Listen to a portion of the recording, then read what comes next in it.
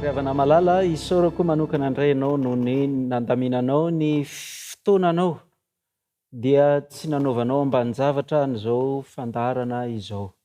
Ary angamba aza mety efa namerimberina ny aino na nanaraka na nijery an'ity fandarana ity mihitsy ianao. Hotahian'Andriamanitra ianao ny amin'izany.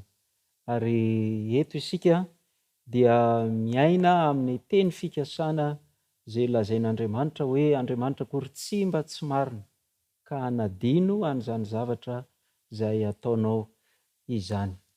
Efa nomeny ny herin'Andriamanitra ho antsika ny zavatra rehetra momba ny fiainana sy ny toe-panahy araka an'Andriamanitra.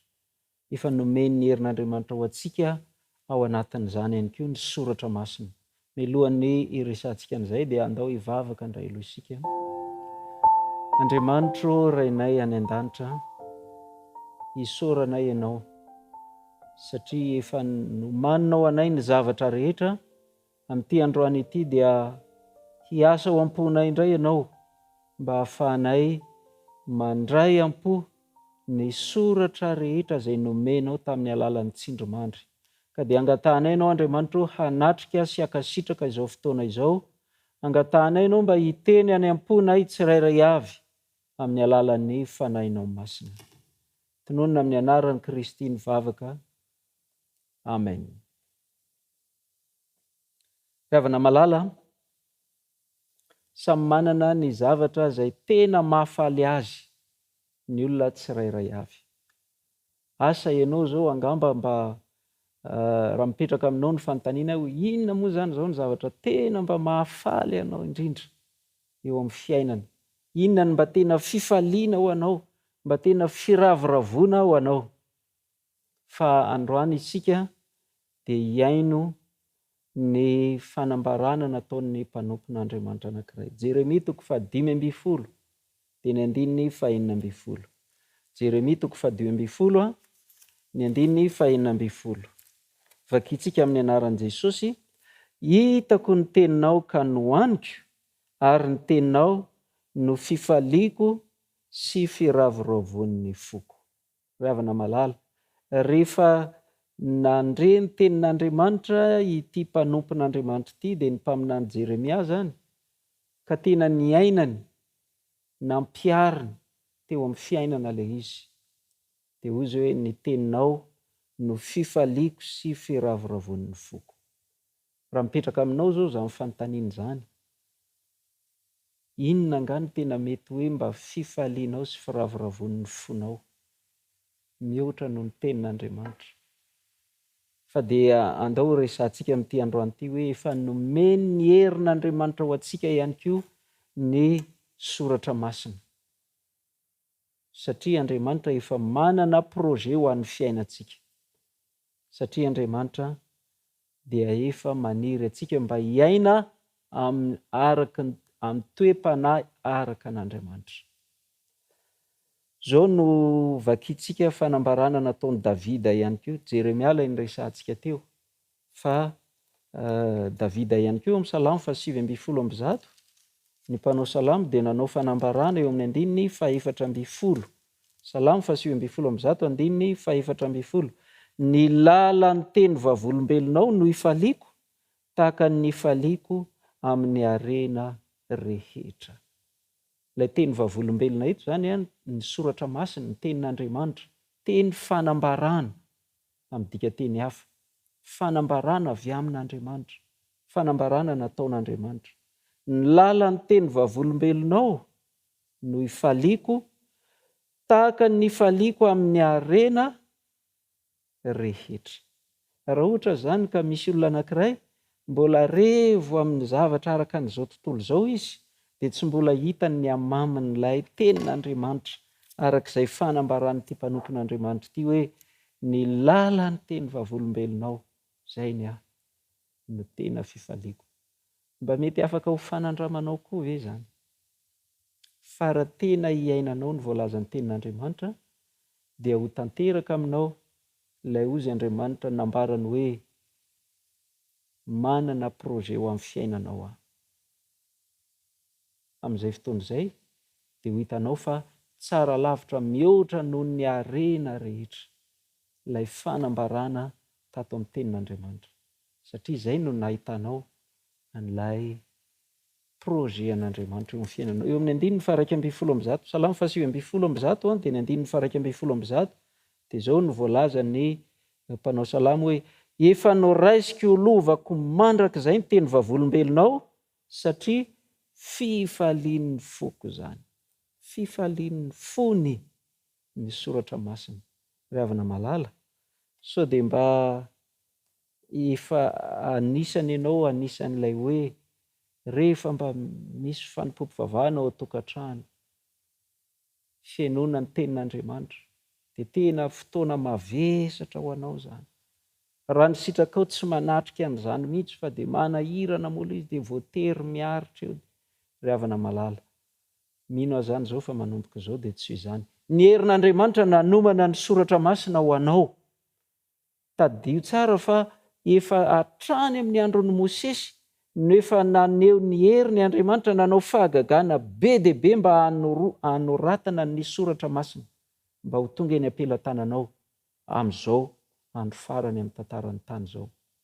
Nandritra n'ireo taonjato rehetra ny fandimby dia efa niasa tamin'ny mpanompo ny Andriamanitra mba ahavoasoratra ireo teny rehetra amin'ny tsindrimandrin'Andriamanitra. Ilay teny vavolombelona, teny nambaran'Andriamanitra mba ho tonga eto ampelantanantsika, amin'ny fitenin-drazantsika amin'izao vanim-potoana iainantsika izao.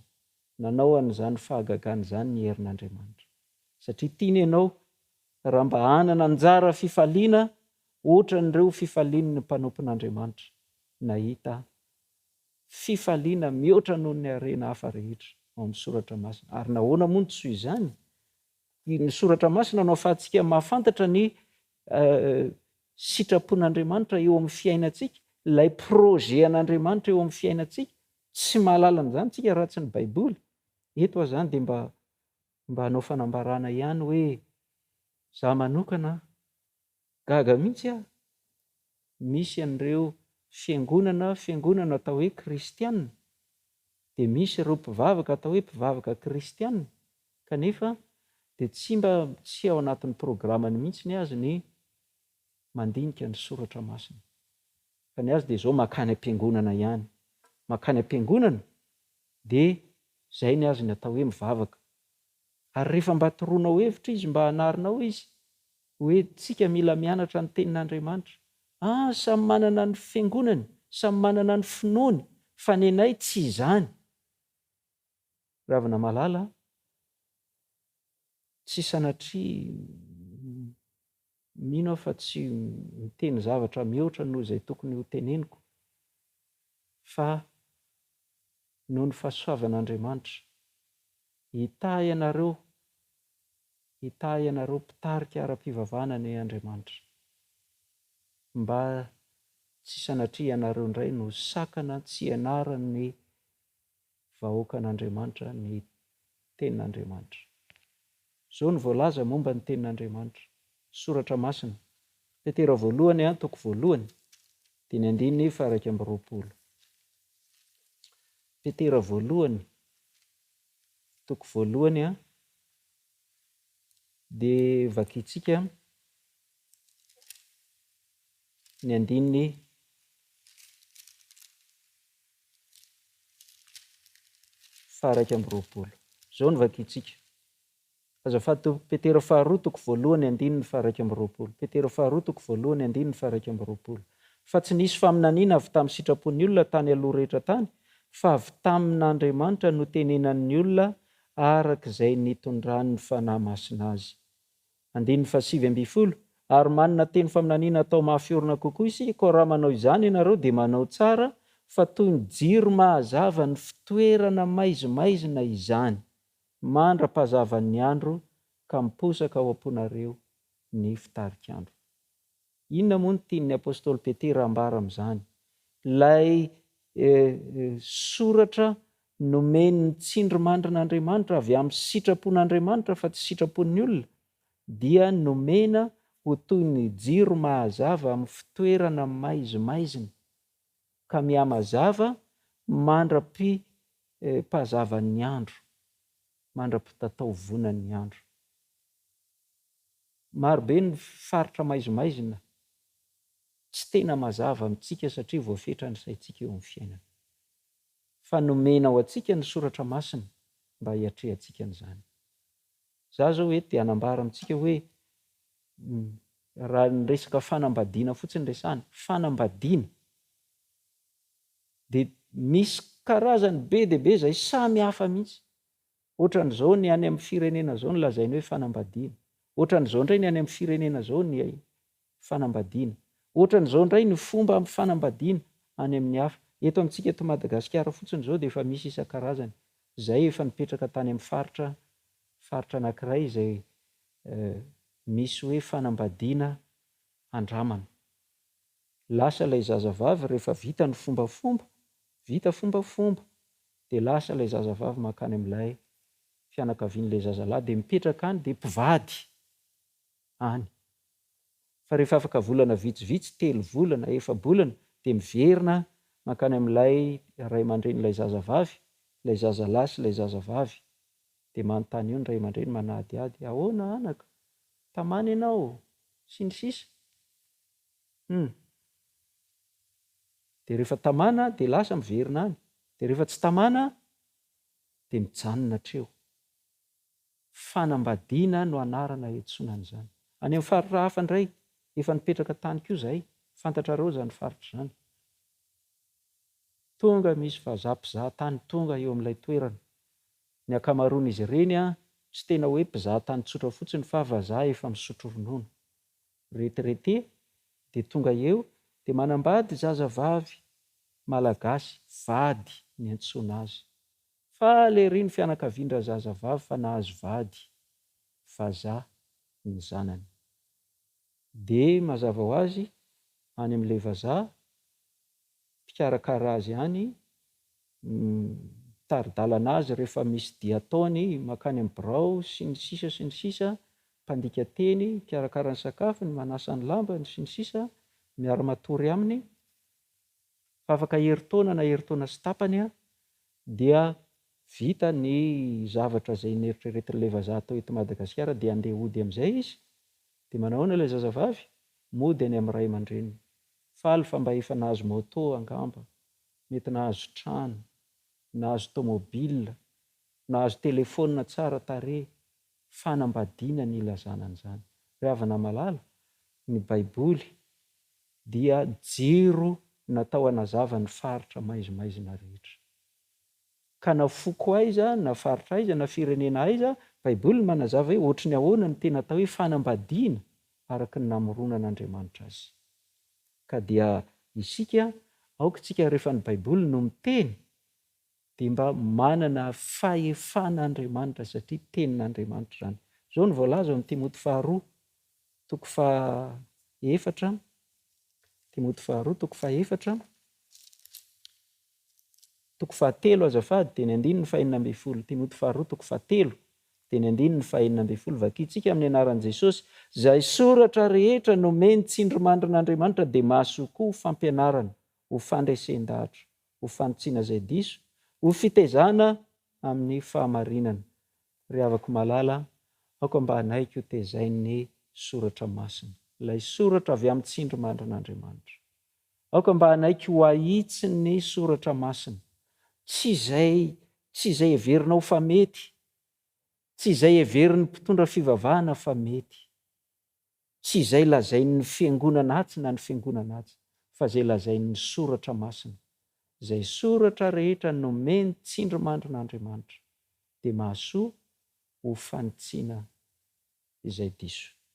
Ry havana malala, mino azany izao fa zanak'Andriamanitra ianao, manaiky ny ho ahitsin'Andriamanitra, manaiky ny ho ahitsy ny tenin'Andriamanitra, manaiky ny ho ahitsy ny soratra masina. Fa efa nomeny ny herin'Andriamanitra ho antsika ny soratra masina, nomeny ny herin'Andriamanitra ho antsika ny Baiboly, ilay soratra avy amin'ny tsindrimandrin'Andriamanitra, dia hitahantsika rehetra ny Andriamanitra mba ho isan'ireo izay hanaiky ho ahitsy ny tenin'Andriamanitra isika. Ary io soratra, io tenin'Andriamanitra io no azotsika ny hery ara-panahy rehetra ilaina. Farany Hebreo 4:4 fa 12. Zao no voasoratra Hebreo 4:4 fa velona sy mahery ny tenin'Andriamanitra ka maranitra noho ny sabatra roa lela ka manindrona hatramin'ny fampisarahana ny aina, ny fanahy ary ny tonona sy ny tsoka, ary mahay mamantatra ny eritreritra sy ny fisainan'ny fo. Afaka manitsy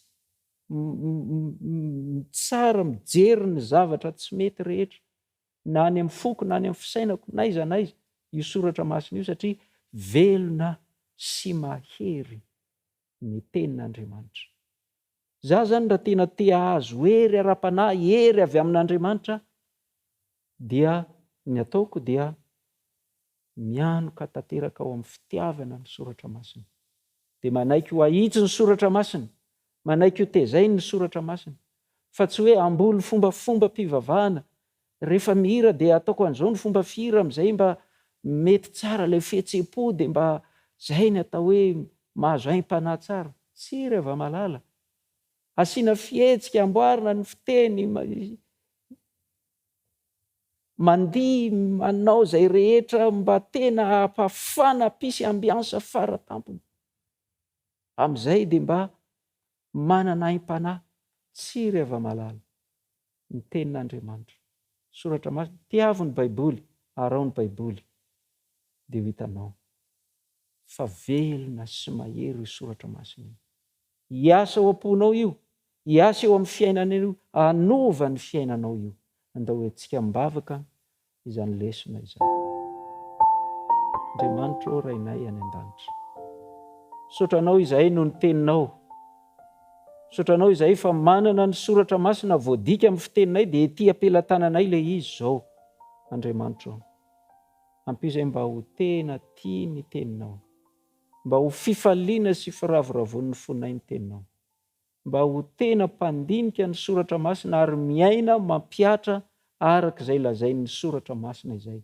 Tsy ho mpiainy fotsiny, tsy ho mpiainy manadiny, fa mamitaka ny tenanay fotsiny zahay raha izany, fa mba tena ho zava-misy iainanay ane ilay teny fiainana, ilay teny velona sy mahery. Hitahy manokana ny mpiaino rehetra izay manaraka an'izao programa izao ianao, na inona toerana misy azy, angamba izy mety efa mpivavaka, angamba izy mety efa nanolo-tena ho anao. Andriamanitra, izahay rehetra dia mba samy ho tezainy ny soratra masina, dia samy ho ahitsy ny soratra masina ny izahay, mba samy ho tia sy mpandalina ny soratra masina ny izahay. Tononiko sy angatahako amin'ny anaran'i Kristy izany vavaka izany. Amen.